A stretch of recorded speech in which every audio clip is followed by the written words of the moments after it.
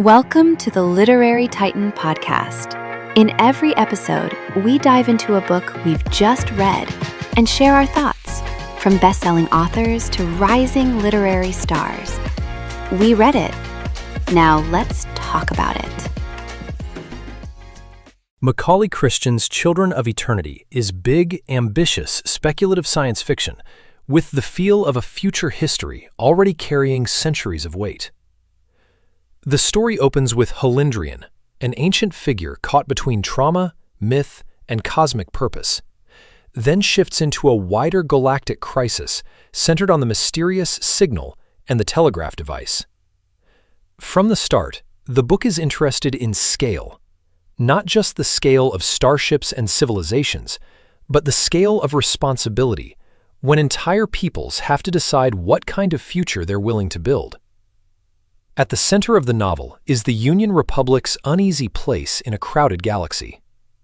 President McNair Rain, Captain Heron Agathon, Vidya, Pastor, Halindrian, and others move through a story where politics, military command, philosophy, and survival are all tangled together. The telegraph device begins as a possible point of contact with something beyond the Milky Way, but its activation pulls the characters into danger far larger than diplomacy alone can handle. Christian gives the crisis a layered structure, moving from political negotiations to disaster response, from stranded survivors to war against the Harbingers and the Encephalon singularity. What makes the book engaging is how seriously it treats institutions and ideals. This is a novel about councils, fleets, treaties, command decisions, refugees, occupation, and the moral strain of leadership.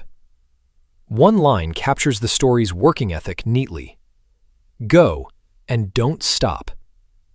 That sense of forward motion drives Agathon and the Banterra crew through some of the book's strongest sequences, especially when duty becomes less about glory and more about getting people home alive.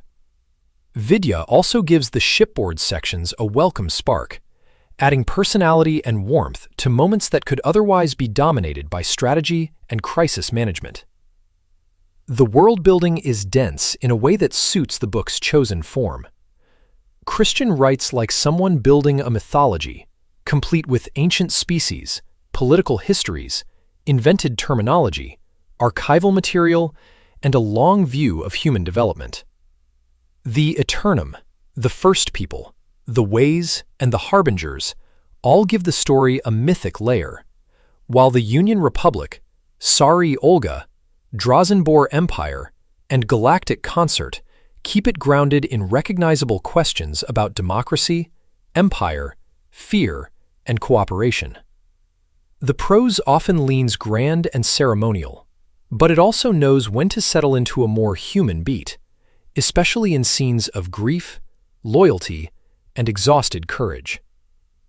As the first part of the Apocalis, Children of Eternity reads like the opening movement of a much larger saga. It offers space battles, political tension, alien civilizations, artificial intelligence, ancient mysteries, and a closing turn that makes the stakes feel even larger.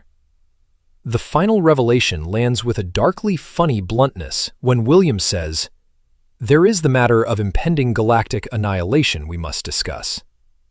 That sentence fits the book well. Huge stakes, mythic scope, and just enough personality to keep the cosmic drama from floating too far away from the people living through it. Thanks for joining us on the Literary Titan podcast. If today's review sparked your interest, be sure to pick up a copy of the book and experience it for yourself. If you enjoyed the episode, don't forget to subscribe, leave a rating, or share it with a fellow book lover. Until next time, keep reading, not just to escape, but to grow.